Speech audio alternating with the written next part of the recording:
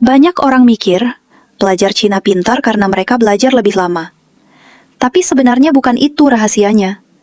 Yang membuat mereka unggul adalah cara mereka belajar. Dan semuanya dimulai dari satu hal yang sering diabaikan banyak orang. So, di beberapa menit berikutnya, aku bakal ngasih tahu kalian 4 rahasia belajar yang dilakukan para pelajar di Tiongkok. Kita mulai dari rahasia pertama dulu nih, yaitu mindset mereka. Banyak siswa menunggu mood dulu untuk belajar. Kalau lagi malas, ditunda. Kalau lagi capek, tidak jadi belajar. Tapi pelajar di China tidak menunggu mood datang. Mereka disiplin belajar setiap hari, apapun kondisinya.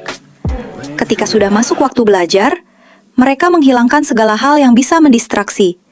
HP-nya di-silent dulu. Inilah hal yang hemat waktu mereka belajar. Meskipun belajar sebentar, tetapi kondisinya benar-benar fokus.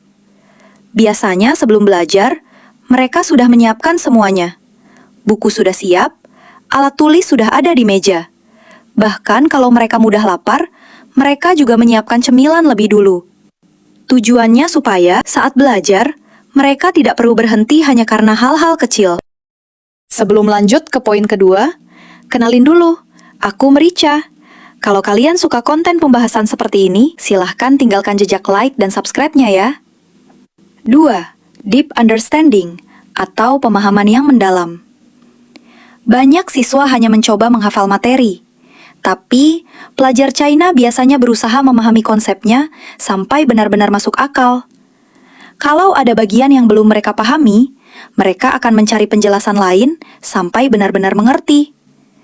Aku udah pernah nyoba ini, waktu mapel biologi yang materi osmosis sama difusi itu. Aku nggak tahu turgid itu apa dan krenasi itu apa.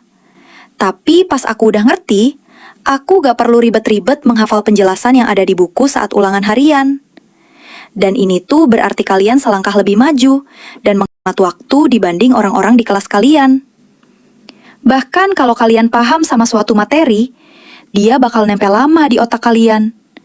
Inilah alasan kenapa orang yang ranking di kelas kadang nggak belajar, tapi nilainya tetap lebih tinggi. Karena kalau hanya menghafal, informasi itu biasanya cepat hilang. Tapi kalau konsepnya dipahami, materi tersebut akan jauh lebih mudah diingat dan digunakan untuk menjawab berbagai jenis soal. Cara ketiga adalah cara mereka mencatat. Mereka tidak menulis ulang seluruh isi buku. Mereka membuat catatan yang lebih ringkas dan langsung ke inti materi. Biasanya catatan mereka hanya berisi konsep utama, ide penting, rumus, atau contoh yang membantu memahami materi. Ini trik yang aku lakuin juga. Aku pusing banget kalau lihat penjelasan di buku yang belibet dan panjang.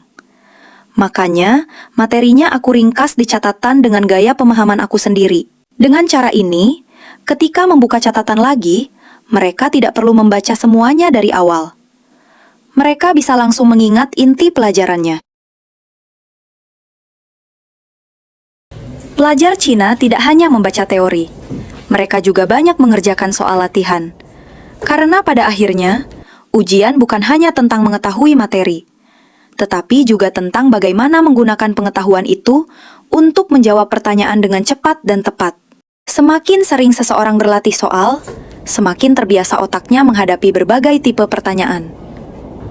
Dan yang terakhir adalah sistem mengulang materi yang kuat. Belajar sekali saja tidak cukup, karena otak manusia memang mudah lupa. Karena itu, mereka sering mengulang materi secara berkala. Setelah belajar suatu topik, mereka biasanya meninjau kembali di hari yang sama.